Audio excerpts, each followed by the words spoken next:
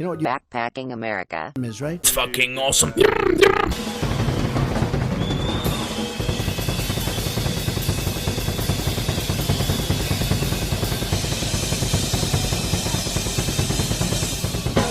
It's Backpacking America, an analytical podcast.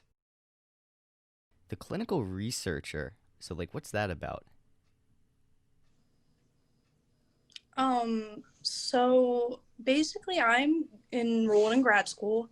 I'm getting my master's in clinical research organization, and I go to Drexel University College of Medicine, and it's entirely online right now. And I'm in my first year. So really what I want to do is I want to continue on this path of learning about clinical research, and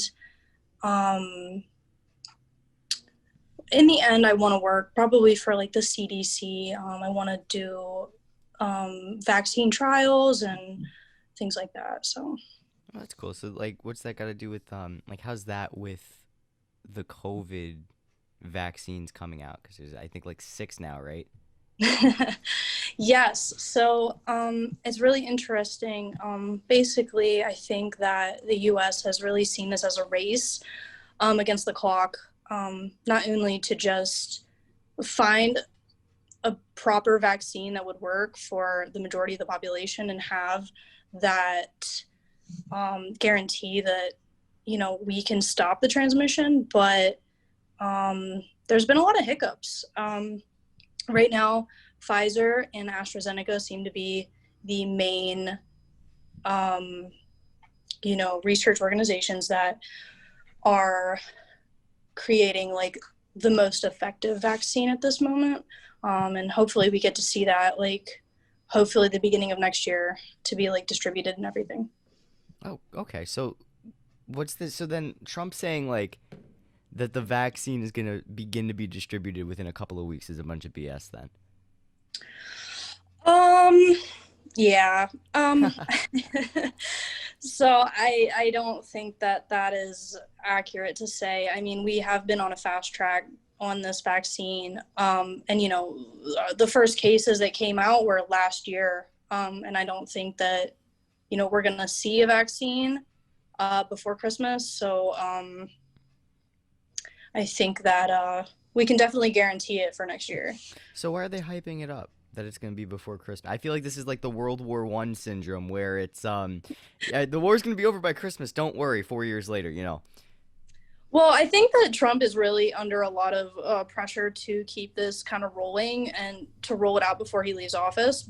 But I think that there is a lot more to look at, I guess, within these vaccines, because they haven't been tested and they haven't been, monitored for a very long time. Typically it takes about 8 to 10 years to come out with something that's very, beneficial and can be over the counter, Tylenol or Advil. Over the counter medicine usually takes a long time, but as we learn about the virus and learn what it's made of and what it's made up of, I think that it's safe to say that I think that these vaccines are going to be really beneficial. So I definitely think they're going to come out next year. I don't think that they're going to come out in a couple weeks. Okay, That's just that my makes sense. I mean, well, that makes sense because, it seems almost unbelievable that there's 2 vaccines that are now at supposedly 95% effectiveness immediately after the election. So I feel like a lot of this is politically, driven, which is unfortunate. Well, I mean, I have to say Dr. Fauci has done as much as he possibly could. He is just very much trying to stay neutral with the transition of power and everything. And I think that his policies and his outlook on everything is just more than enough. But just, we can't force people to wear masks. We can't force people to social distance. It's complicated. And I think Fauci also gets a lot of backlash from the conservative area because there's thoughts that masks don't work, and it's just sadly like not accurate. Oh yeah, I mean, I completely agree, and I think it's really the culture of our country that is making it almost impossible for masks to be enforced. And I think this is probably why I agree with your what we were talking about in the DMs, that this might last up to 3 years. Do you still think this whole, like, we're going to be living in this alternate normal for a couple of more years, or do you think this would be somewhat contained by 2021 and we'll deal with it like it's the flu? I mean, I'm hoping that we get to that point. I think that it is just kind of dependent on like when the vaccine's going to come out, if it's effective for most of the population. We could have restrictions up to 3 years. I'm not saying that it's like not a possibility, but for the death rate that's like just skyrocketing at this point, and with not having like a nationwide shutdown like we had previously, um, it's just there's just so much transmission going on, and not a lot of people just want to follow the rules and just keep each other safe, and it just kind of sucks.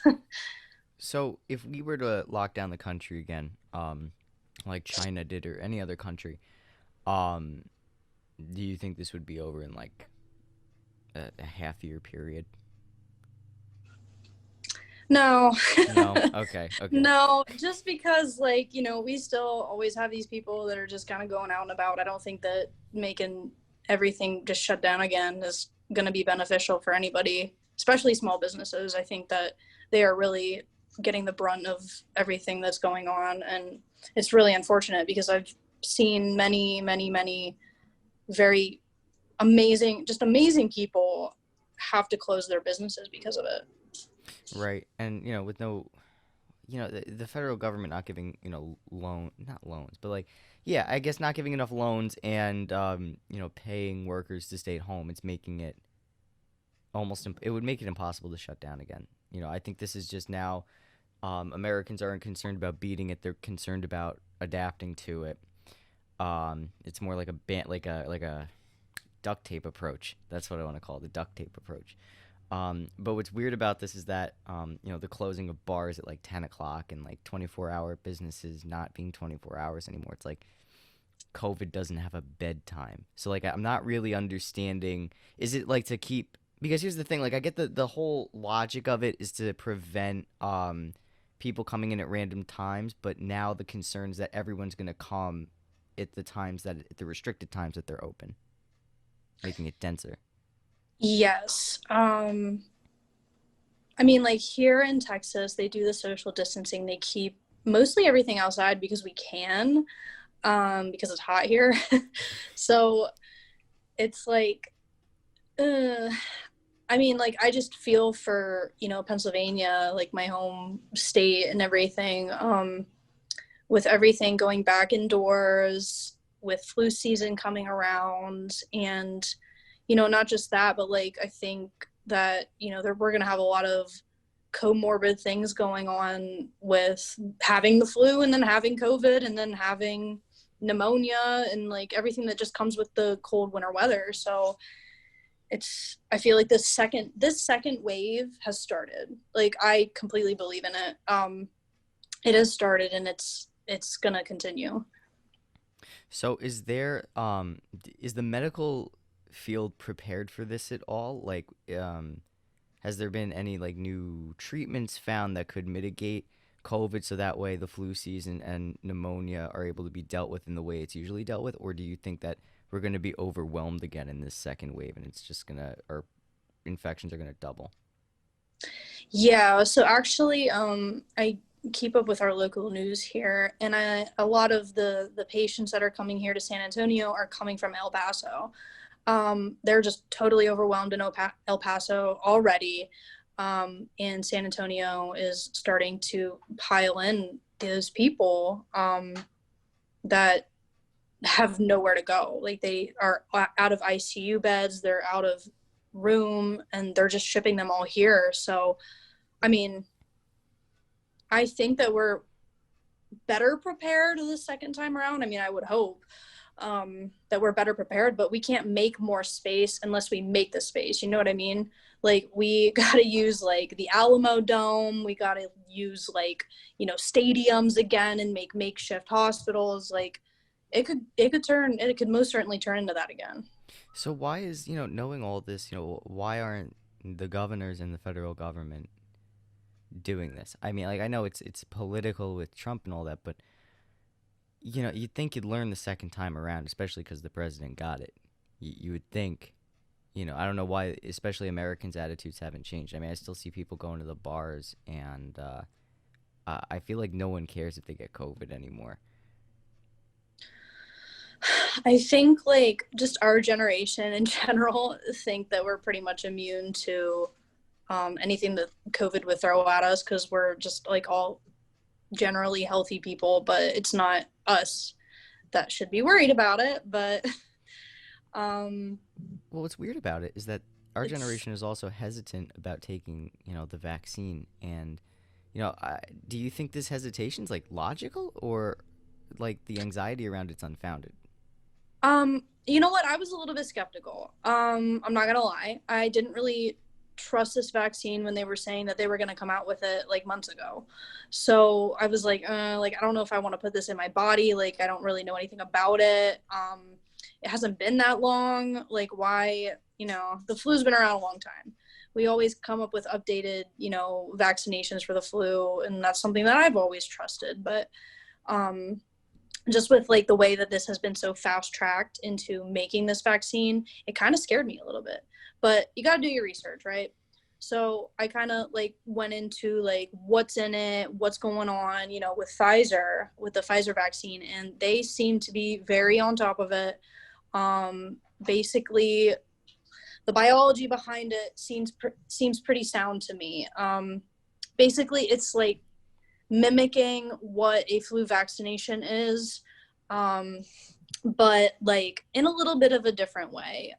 In the way that they created it, obviously, because they use the RNA proteins from the COVID virus. So when you get an injection, like the flu, so they take the RNA from the flu strain that's like coming out this year. So they take it, they put it in a vaccine, and then your body can naturally, look at what that is and look at ways to like fight it. So if you ever do get the flu, you're one, not going to get it as bad, or two, might not even have any symptoms at all. So honestly, getting the COVID vaccine doesn't guarantee that you're not going to get COVID. You just might not have symptoms, or you might not get it as bad. And if you think everyone took this vaccine within like a 6 month period, do you think this would be easier to mitigate like the flu? Yeah, absolutely.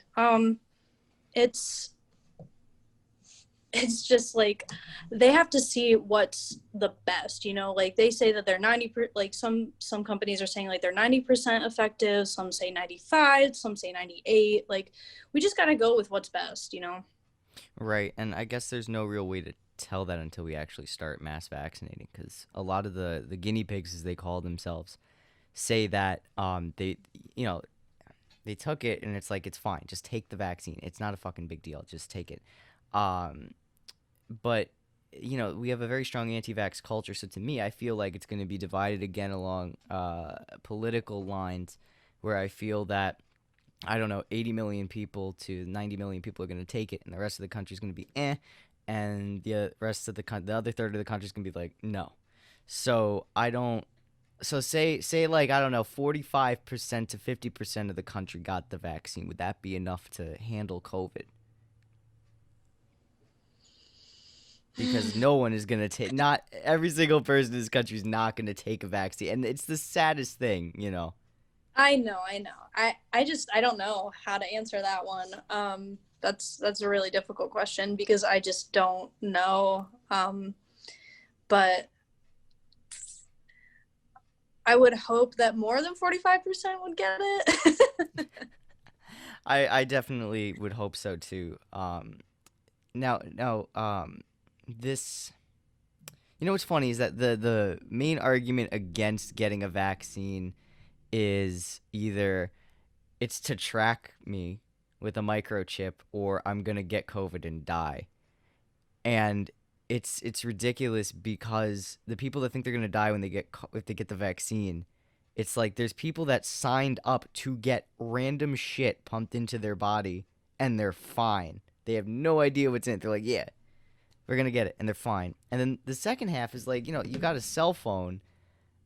This tracks you already. So it's absolutely like illogical. Most of the reasons I hear like not wanting to take the vaccine, and it's very harmful.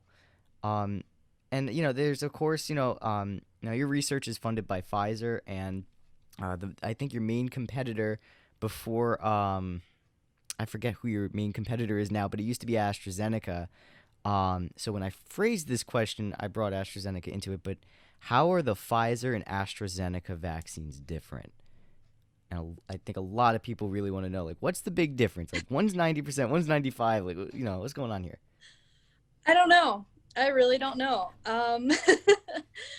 I can't answer that question because I have no idea. I don't work like on the COVID study that Pfizer is doing, which would be amazing to get in on. Don't get me wrong, Oh, but okay. I am not in on that. Right now, I am focusing on the pneumococcal vaccine for infants.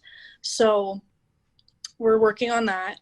And I actually start on Monday, so I haven't even started yet. So, Okay. This is some new information. Okay, so so tell me about the Newman vaccine for kids. Like, what does that entail?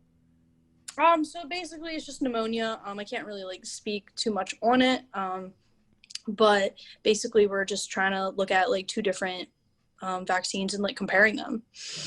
Okay, so how would that help with COVID? Is it like um, to see how pneumonia and COVID are similar and to use existing techniques to try and mitigate it?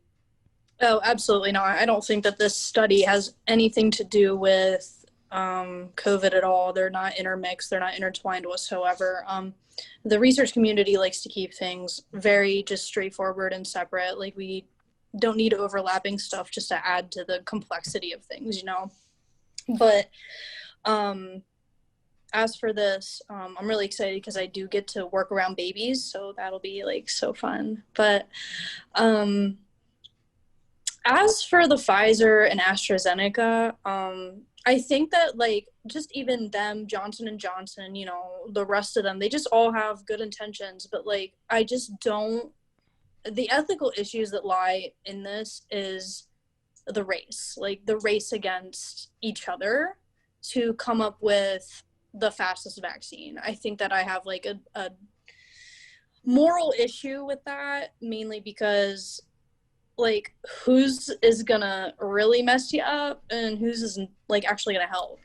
And I think that's like a lot of what people are afraid of, is like, are they just making this for the money? Are they making it just to beat each other out? Do they want the fame and the fortune for it? Do they want their name slapped across everything? Like there's a lot of things to think about, but I do think that there are people within these organizations that do mean well, and they are really, truly have their heart into it. And that's what makes a difference with research. Like you can't just be money motivated. You have to be very much like wanting to make a difference for the better. Right. I mean, I just don't really, even though you may have good intentions with it, it's just like I don't see a multi-billion-dollar company overall. I feel like their main goal is to secure profit, and their social responsibility is to like cover their butt with that. And that's why I think that it's ridiculous that the government didn't say, okay, we're going to federally control anything involved with the COVID production and research of the vaccine. So to remove any corporate profit, because once you make it for profit, it's going to get ridiculous. And I guarantee you there's someone that's like sabotaging, research. And when there was, when AstraZeneca was like, no, not, or was it Moderna? One of these companies was like, oh, we're 90% effective.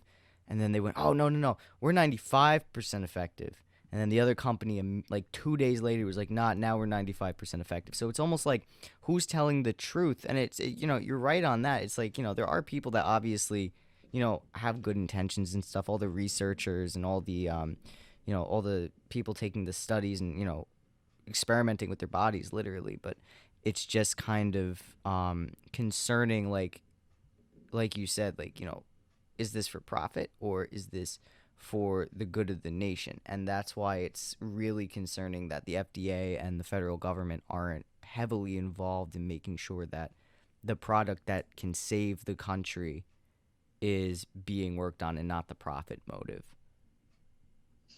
Right. I think that, well, so the government does have say. So I'm not gonna like write them off that they're not, they should be, at least monitoring what's going on within these companies. But you know what? Some of these companies are not government funded.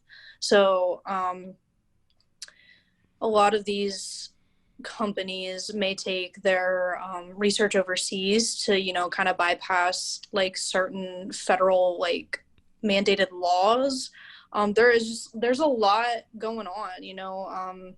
China does things differently, India does things differently, Europe mainly does what we do, but it's like very dependent on like where you're at is what you can get away with. And sometimes research overseas can get really shady. So it is scary if certain protocols just are not followed. And Well, that you brought up an interesting point. Like, how is it shady? so I'm just trying to think of an example of, not to put anybody under the bus, but the military. So the military has done some really shady things in the past. So the U.S. military, the Aversion Project. If you guys like just want to look that up, what that was, the Aversion Project was something that they took over to Africa. They purposely deployed people that were of the LGBTQ, you know,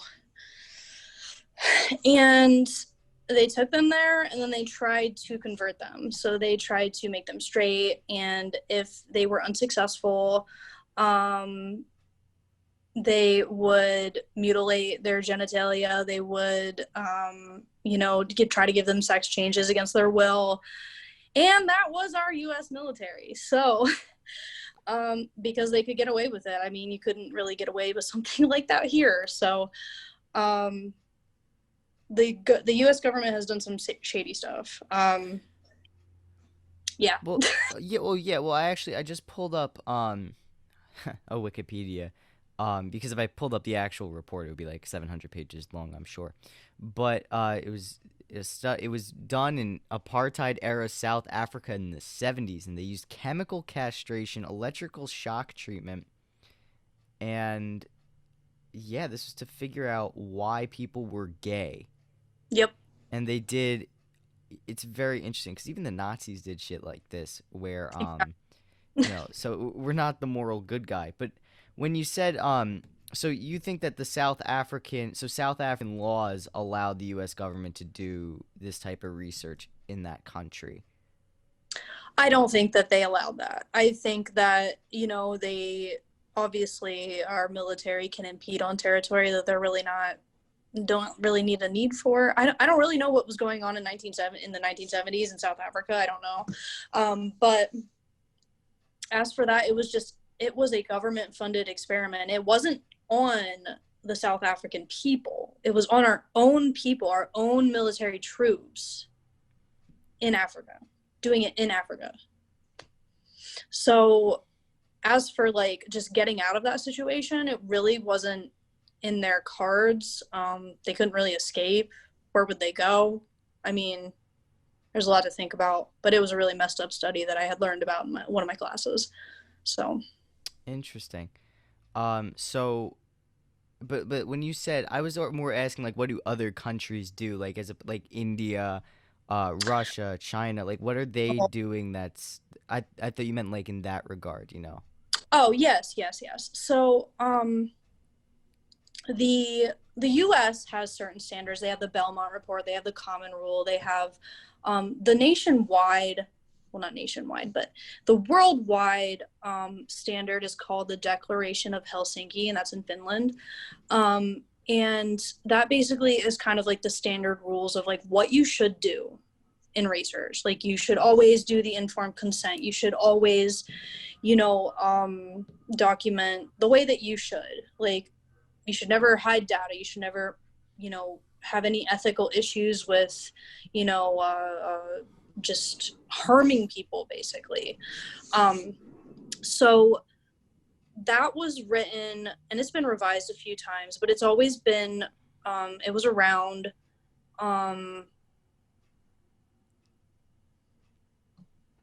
I don't know. I don't know when it came out. I think it was like the 1950s. I can't like think off the top of my head right now.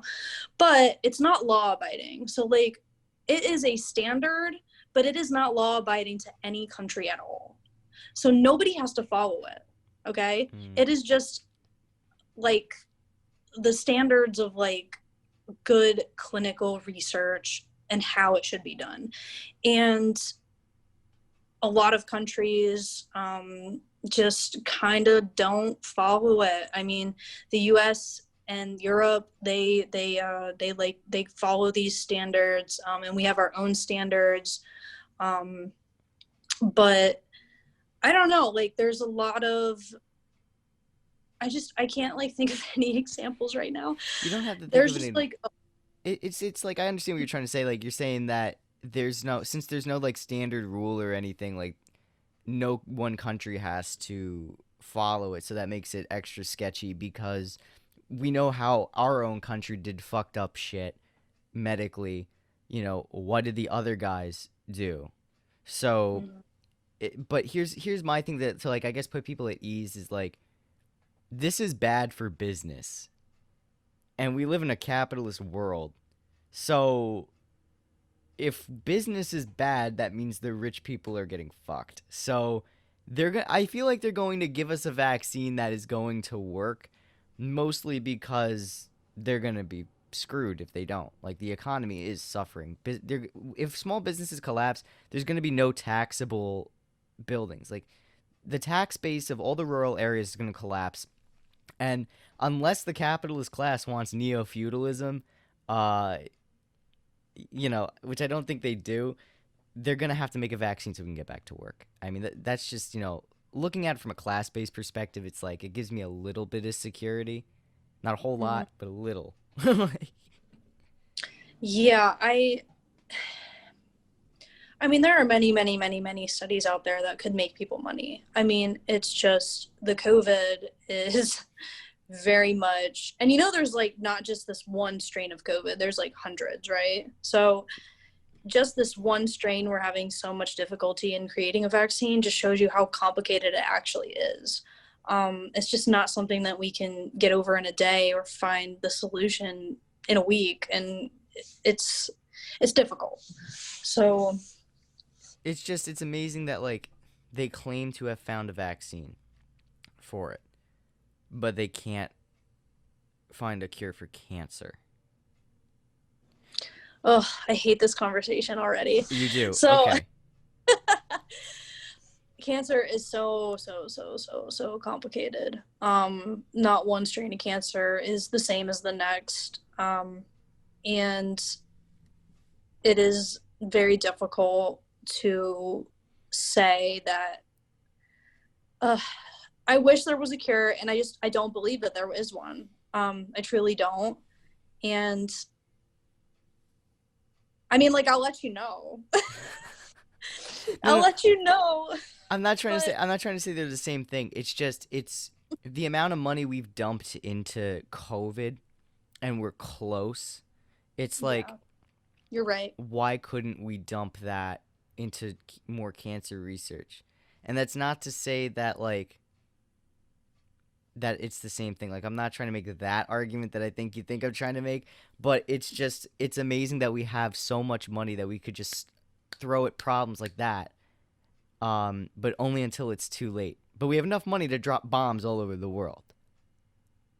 Yeah, we don't have enough money to just forgive student loans, Oh yeah, that would make this so much easier. I mean, we It would really make could. everybody's lives easier, right? It would. It's like we got $1,200 once, and it was like, okay, have fun. Yeah. Um, it's the way we've been handling this pandemic is just disgusting, and I really thought, I remember I was sitting in a bar. It was February 2nd, 2020. I turned 21 2 days ago. And me and my friend are having a beer and we're looking at the TV and there's something about COVID. And I'm like, COVID? Oh, it's just gonna be like fucking Ebola. Who gives a shit? And I was just looking at the memes and stuff. I'm like, oh, okay, we're gonna be fine. U.S. government's gonna take care of it, whatever. Oh, oh my God. I even made a podcast saying like, oh, this is not gonna be a big deal. Like, people are kind of blowing it out of proportion, and here we are. So things that age well: fine wine, cheese, and COVID takes. Speaking of that, there's actually I don't know if you follow Twitter at all, but there's this page called Bad COVID-19 Takes that I wanted to go through with you and scream at, maybe agree with, or whatever. I personally get a chuckle every time I look at it. Um, Bad COVID-19 Takes. Are you down for the challenge? I don't know. These might be offensive to some, so Offensive. Oh my God. we'll find out. Let's see here. Is this saying that? Nope, that's not the Illuminati. Okay.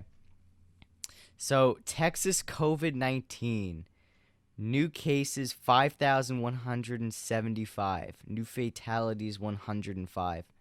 And then someone says, "I'm gonna laugh when this is no longer a big deal after the election." And then after the election, this page that's reporting the conditions of COVID in Texas says new cases 14,648, new fatalities 200. And then this guy goes, "That's nothing." Um, that is, I think that's such a shitty take because the Mm. cases literally doubled. Even though it's like small comparatively, it shows that the viral spread like doubled within I think it was like a 2 week period. Yeah, within like a month period. Within a month, it doubled. And, we see COVID cases double or triple because of holidays. Like, yeah, we got to pay people to stay home, but at the same time, like, you shouldn't go Black Friday shopping. Hmm. No, I don't think like, oh, this is nothing. Oh my gosh. No, I don't think death is funny. I don't think death is funny.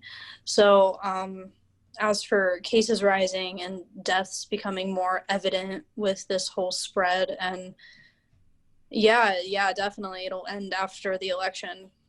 Sure. Sure. There was Sure. there's also this herd immunity take that everyone has, like, oh, we just need to all get it and it'll go away. And it's like, well, Mm. this could kill, like, this has the potential to kill 10% of the people it infects. So if you do that, I mean, we already had 200,000 deaths. So I guess 10% of like 10 million is a million people. I mean, you really want a million people to die? I mean, we had enough trouble in New York burying 40,000 people. Yeah. Mm, yeah. I don't. It's it's incredible. I mean, like I have a grandmother who is 84 years old. She's like my entire life, and I was doing her shopping for her before I left Pennsylvania. The cases in my community were rising, and I was concerned. She lives in a facility for like older people. It's not like assisted or anything. They can come and go as they please. They still drive. So it's a community of elderly people. And I was doing her shopping, getting her hand sanitizer, getting her masks. Like I am going to take this seriously because I have loved ones that could get this and potentially not make it. So I don't know why that's not scary to other people. Like why is that not scary? I just don't get it. I feel like it's It's uh I feel like it's COVID fatigue. I feel like Because the thing is too is that like yeah, like you shouldn't go to the bars, but like you also can't lock yourself in your house either. So like I think a lot of people have this issue where they can't balance safety with not wanting to kill yourself. And Yeah, yeah. I what like yes, mental health. The mental health crisis is just astronomical right now, and I can attest to that. So, um, I think that getting outside and getting fresh air is like super duper important. Like there are a lot of parks around here. They're always packed with people, but everybody's always socially distancing. Everybody's got masks. Like I don't think that the Texans really have a problem with, and I could be wrong. I'm not speaking for everybody here, but I don't think that there's like a huge issue with not like wanting to wear masks or like we can I mean the restrictions here are way more lax than like Pennsylvania and like New York, so but the cases like are not terrible. So like this city has 1.6 million. Last week, one of the days it was like 300 some cases. Okay, so that's a lot, but compared to 1.6 million, that's not a lot, right? So as for, and like I said, like we're getting people in from El Paso like to treat them here because we have rooms, we have availability, we have staff, and we're ready. I mean, we're ready here. I mean, like it's the herd immunity thing is a great concept for the most part, but people that sometimes get it die. So like, is herd immunity super effective in the fact that you can infect somebody? Okay, like that's great. Herd immunity, everybody needs to get it. Well, guess what? You can get COVID more than once. And the first time you might not get it bad. The second time you might die. So the herd immunity thing is a good concept, like in my head. It's a good concept, but does it work? Like the way that it's intended to? It never does. So, like, So polio. Like, polio was ravaging the US. Well, not really, but like, kind of. And people were dying from it. We got a polio vaccine, and nobody gets polio anymore. We've like totally eradicated it. But same thing goes for measles and stuff. So we had almost completely eradicated measles. And then all these anti-vaxxers come in and they're like, no, my kids aren't getting shots. And there were measles outbreaks all over the country. I don't know if yes, you remember. I remember that. So herd immunity, does it work? What about measles? What, like, I mean, we don't get polio anymore, but like, that doesn't mean that it can't come back. That does not mean that it cannot come back. So my next question, you said something interesting when you were talking about how um you can get infected more than once. What do you there was a Times article that came out about I think a week or two ago how there's been not an increase, but it's reported that even 8 months after initial infection, people still have the T cells to fight COVID. However, Mm-hmm. there was also earlier that there was reports saying, okay, well, you can get it for 3 months and then it goes away. So what we have these two extremes. You can get it anyway again and die, or you can be immune for it and there's potential that this is long term and you may not have to get a vaccine maybe I don't know once every 10 years.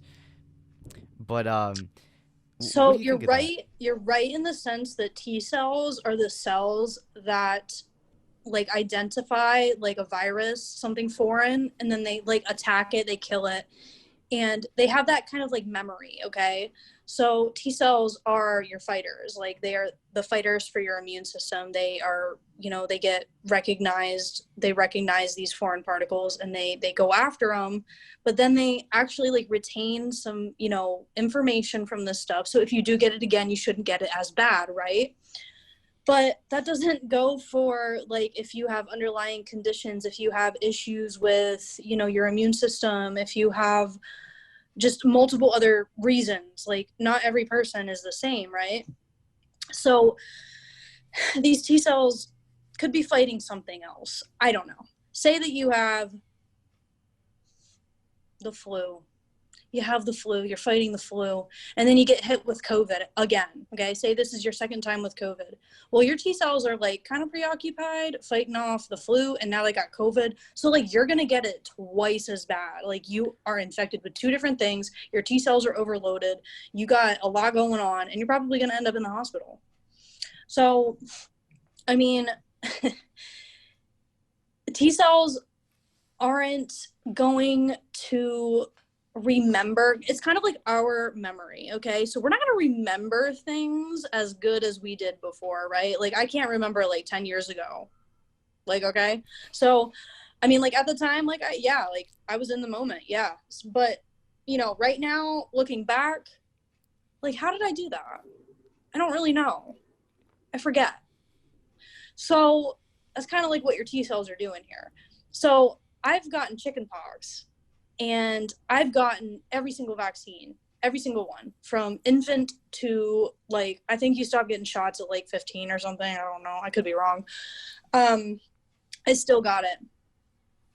I still got chickenpox, but guess what? I didn't get it as bad as the girl that gave it to me, and she wasn't vaccinated at all.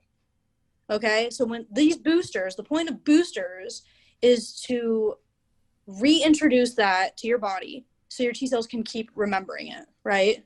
So, yeah, that's basically how it works. So even if you have the T cells, you still need to social distance. So you can't. Yeah. So saying that, okay, that makes sense because, okay. So this is really it. This is terrible. Okay, so I'm really looking for an out here. That's how done I am with this. I hate this. It sucks because I work at a gym and I have to constantly yell at people to wear the mask, and it's like there'll be some people that walk in and they're fucking assholes with it, and it's like under any other circumstance, I'd ask for your number. I'd want to talk to you. I'd consider you the homie. But now I have to be a dick and I have to say, put your mask on. So instead of, now it's like, great. Now I have to judge you as an asshole and think of like a snarky way to like tell you to put your mask on. And it's terrible. It's changing our socialization. And if this goes on for years, it's like, how is human society going to change? Because now people are like, oh, we should work from home more, and it's like I feel like we're going to end up becoming less social, and socialization is not going to be as important. I definitely see where you're coming from with that. I preferably like working from home, and I enjoy Zoom meetings. I enjoy everything Zoom. Like, I cannot complain. Like, you don't have to wear pants. I mean, it's amazing. So, as for just, enforcing it, I hate to be a dick. I hate to be that person to be like, you need to wear your mask right now or you're gonna have to be escorted out the building. Like, I can't do that. So props to you. Oh, I have so many stories. It's ridiculous, like what Yeah. workers have to deal with this stuff. I mean, like I had to tell this one guy like because his daughter was in college and she was with him and she wanted to sign up, and I'm like, yeah, you gotta wait 14 days or you gotta show a COVID test. And he went ballistic on me, blah blah blah. Went to go work out on the treadmill, didn't even sign in. I'm like, great. So now if there's an outbreak, I can't contact him, whatever. The daughter goes, waits in the car. I woke up to him. I'm like, hey, listen, can you just put your mask on because it's around his chin? And that's like, I absolutely hate. It's a mask, not a chin guard. Um, and he just slams the stop button. He's like, I'm canceling my membership, and then he walks out. I'm like, dude, like, if you don't comply and the Department of Health comes in, I lose my job. Like, there's even instances, I believe that even workers were like, there was an incident where someone wasn't wearing a mask or they weren't enforcing the mask, and like the workers got arrested or they got fined or something.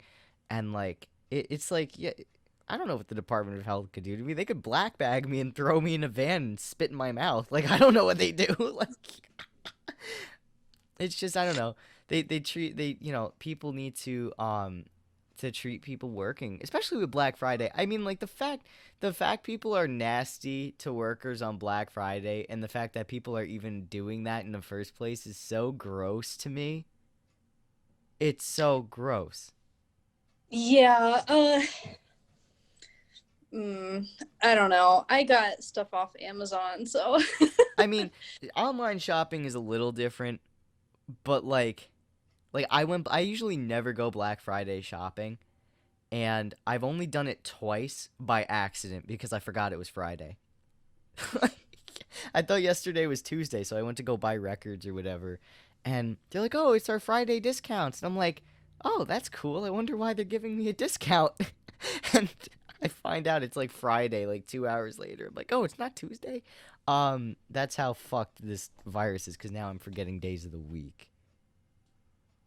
So it's not fun. But um, I don't know. I feel like that people are, especially like restaurant workers and stuff, like there's like a lack of respect to people that are like risking their lives to serve you in a pandemic.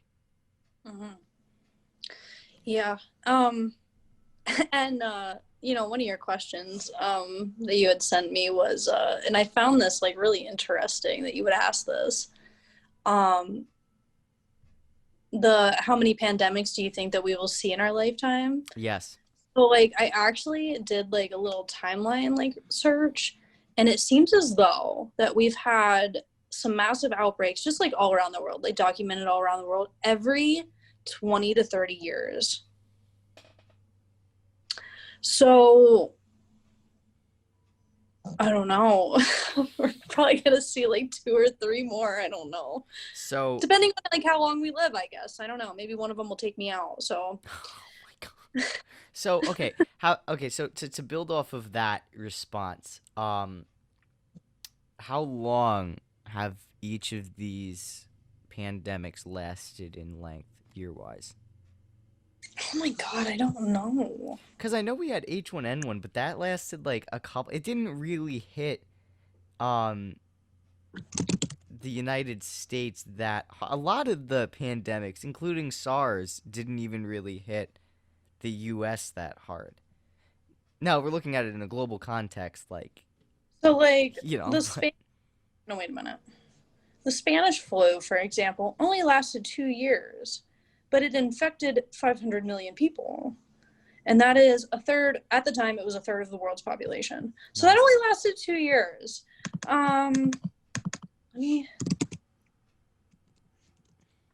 And even then, they had the mask issues, which is quite interesting, um, because I was looking at some propaganda to wear masks that they had, like wear a mask or go to jail or whatever, and it's amazing how in that post World War I time period, even our reflections on that era eliminate the Spanish flu from the collective consciousness. Like you could watch movies centered in 1919 and there will be no masks, no nothing, completely eliminating it.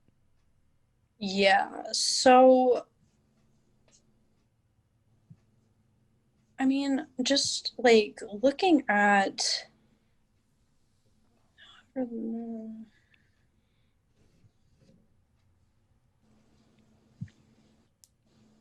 okay, so this says leprosy. Okay, so leprosy was like one of the biggest outbreaks, like in the beginning of time. Okay, so um, it says the disease was curable by 1981, and there was drug therapy for it, and the drug therapy could last from either 6 months to a year, depending on the severity of the disease. So now going kind of back to COVID, you had said that some people kind of like have these after symptoms. You know what I mean? Like they have it, they get over it, but then they have like these lasting like effects. So I am not comparing COVID to leprosy right now, but just kind of like looking at each and every pandemic that have just happened every 20 to 30 years just consistently, like it seems as though there's kind of like a So common like thing on. so like the common thing being that there's after effects of like these serious illnesses and that it takes Yeah. it like 2 years or 3 years to get over. Yeah. Well, Like yeah, I I don't mean, know. with mono, I was tired for like really like drained energy wise, like for a month or two after the fact.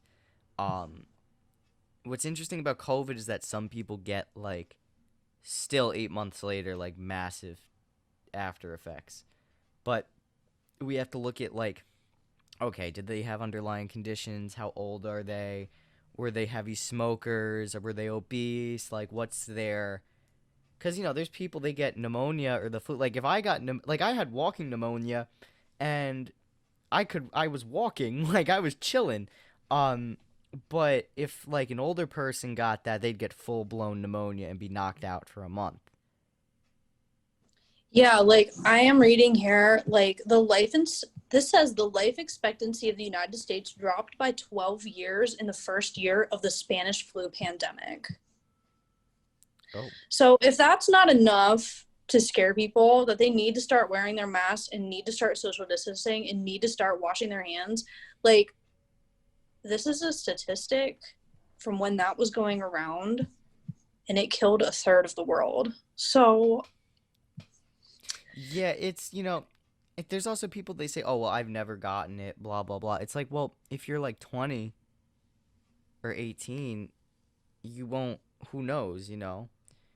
If you've gotten it or not. Even your parents, like if your parents are 40 or 30, like they could just be like, "Oh, I have like a cold." Like a lot of people were getting this in January and December. And people and doctors didn't know what it was. So a lot of people got it before they knew it was a thing. mhm. And that's scary to think that it's just interesting that people weren't really like we weren't getting an insane amount of deaths, which is interesting, like that didn't raise an alarm bell, because if this was going around and spreading that much, like why didn't this blow up sooner? Or is it just on track? Was the blow up on track for this type of a virus? So let's talk about where it came from because I have heard so many different things about where this virus has come from. And I've heard like two main things. I heard that there were students in the US studying from China who came here to study, and they were working on this virus, okay?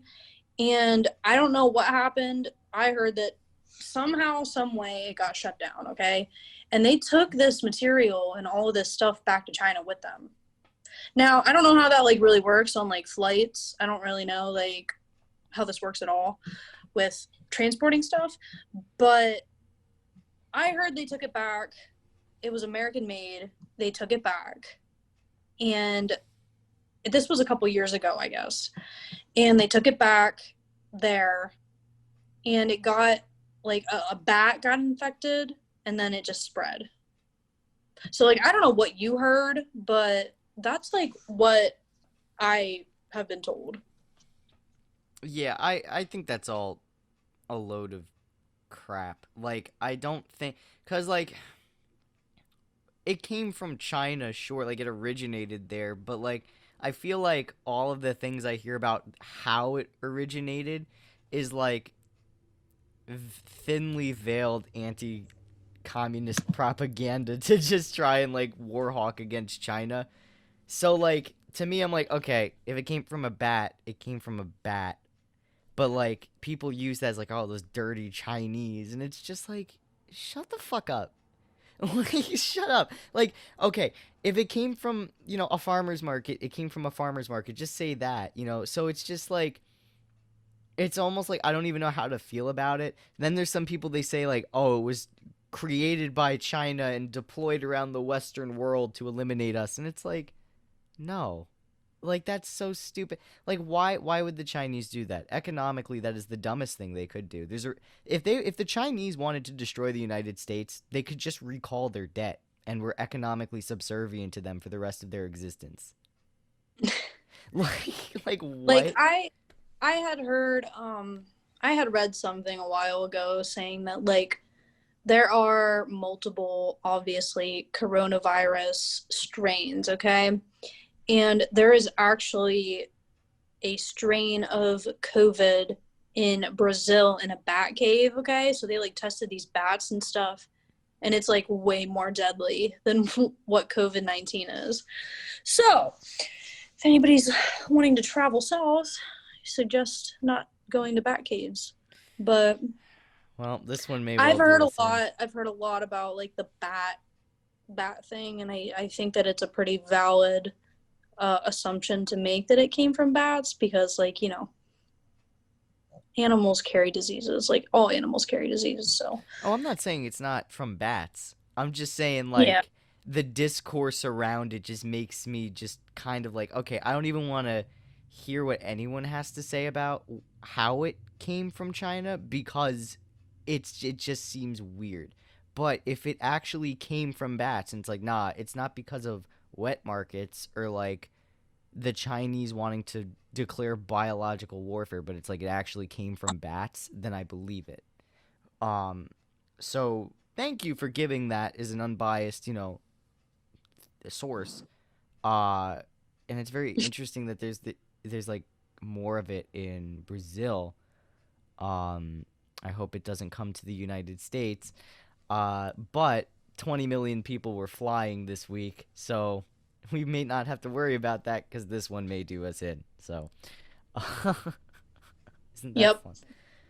I can't believe they still have the airplanes flying domestically for non-essential travel. Like that's so stupid to me. well, didn't Trump bail them out? Yeah, Thought he he like bailed out all the.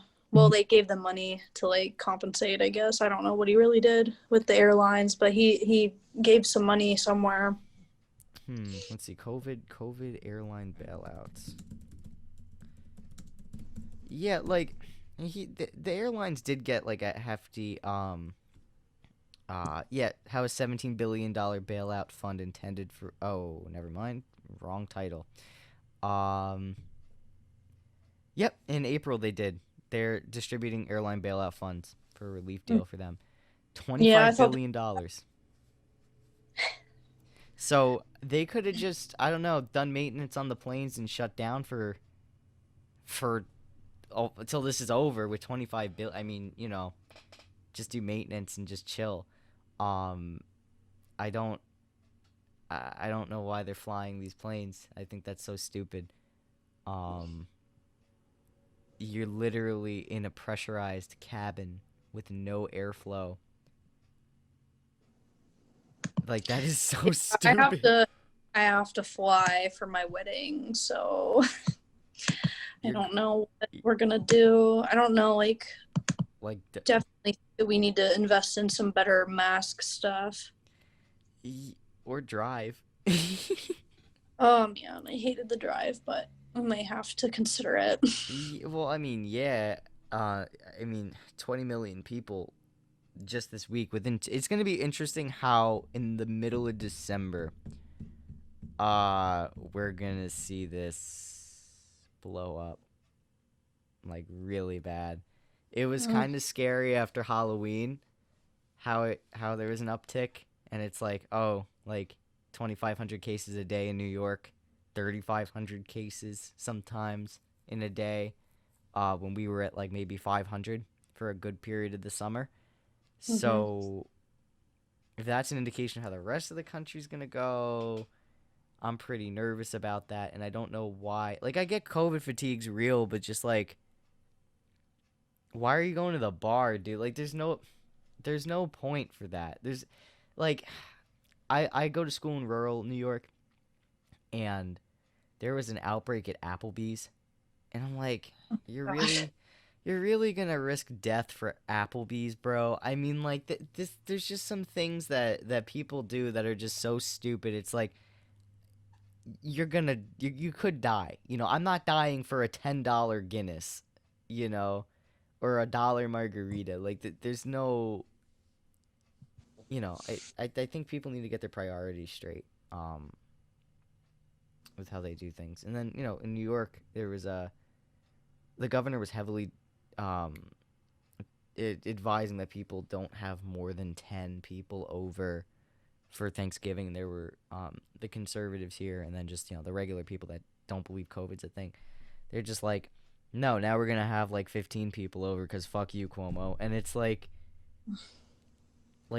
I think Cuomo actually did like a really, I mean, I think that he had done everything that he could possibly have done. I mean, I was keeping up with what he was doing, and I just, guy was under a lot of stress and was trying to do the best thing for his people, and I think he did a good job. he did do a good job. I mean, I remember um I was doing like PSAs for my college radio station because I stayed up in my town for the whole duration of it. I didn't go back home. Uh, I was listening to his newscasts every day where I do like a recap of them, and every day, the numbers just slowly started to go down, and it was just like it was like a sigh of relief because the rest of the country wasn't doing anything, and it's like, okay, at least here we're safe. Like, but it was just wild to think New York was the safest place to be during all of this because you go to Kansas or Nebraska or whatever, it's like, okay, yeah, there's no COVID case when it first started, but then when they lifted their lockdowns and said, all right, we're chilling, and let travel into their state happen, then it was like, oh, what have we done? Like, I really thought once we got New York under control, we were gonna be over with it, but no, it's not true. Just judging by the way how the virus works, and I feel like now more people are trying to actually take the science of it seriously, even though there's others that aren't taking it as seriously. Um, and there's not a lot of focus on the people trying to do the right thing because that doesn't make a good news story. Um, which I Right. guess Yeah. leads The go. media, just the fear mongering, it is evident and it is not good. I think that we should be alarmed. I don't think that we should be taking this lightly, but I also don't think that we should be scaring everybody. Um, but I mean, just like when did science become political? Like it. when the pandemic hit, because they expect, I am going to be unbiased, but they expected Trump to just get a hold of this right away. And that was just, it's not logical. It was not logical. I mean, he could have done more. Everybody could have done more. But it didn't happen. Like, what other president has lived through a pandemic and knows exactly what to do? Like, who knows the right steps to take? Like, Biden is set up to take on this like full force. He's already got plans and stuff, but like he had time to figure it out, you know what I mean? Like Trump didn't really have a lot of time to figure it out, but he was aware of what was going on before it got here, okay? And he did, like, things did shut down, things were restricted, things are restricted now, but obviously he could have done more. I'm gonna like reiterate that he could have done more. He can do more, but who is ready for a global pandemic? Like, are you ready? Are No. you ready to take over the country and do what you need to do to save all these people? Can you do it? Can you do Oh, it? me, you're asking me. Oh, I Yeah. don't know because I'm not the president. I mean, like, um, like I said, yeah, I think he could do a lot more, but like, I hit everyone out of surprise. But like, I don't know. I mean, China was the epicenter, and they got it under control in like 2 months, 3 months. Vietnam. I would not hold that because, and I'm going to tell you, because I studied abroad with a few people from Hong Kong, okay? And I was like snapping them, like we can communicate through Snapchat and Instagram and stuff. And they were not over it. Like the media and stuff, they had it all backwards. Like they were not over it. They were still heavily restricted in Hong Kong. In Hong Kong. not in like the rest of China, but they were very much like on lockdown, and they were very scared, okay, because they had the SARS outbreak, and they were very familiar with that, and they were terrified, okay, and they were not over it, and they're still not over it now. So it's just like I said, like the media just twists things, and sometimes they're just not accurate at all. They just want a headline.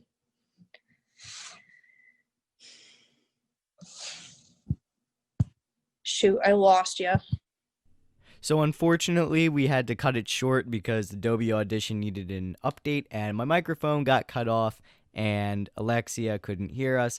So I just wanted to thank her for coming on the show. Thank y'all for listening to Backpacking America episode 60. That means we only have 40 more episodes until the 100th episode. Like I said, you may have noticed some new things with this new introduction and soon to be new conclusion. There will be Backpacking America hoodies coming out soon and potentially multiple uploads a week. Don't hold me to the multiple uploads a week. Please don't. The reason why I'm being vague about it is because I don't like to make a promise that I can't keep. But I hope you guys enjoyed the episode today. Hopefully some of your questions got answered. Hopefully some of your anxieties went away, or you got some new ones that you could talk to your therapist about. Until next time, this was episode 60 of Backpacking America. Thank you so much for listening. Thanks for listening, y'all. Make sure to give BPA a follow on Instagram at Backpacking America and Twitter at BPA Podcasting. Make sure to give the Facebook a like and the YouTube a subscription. Links to all of these are in the description. And remember, pee in a motherfucking mouth today.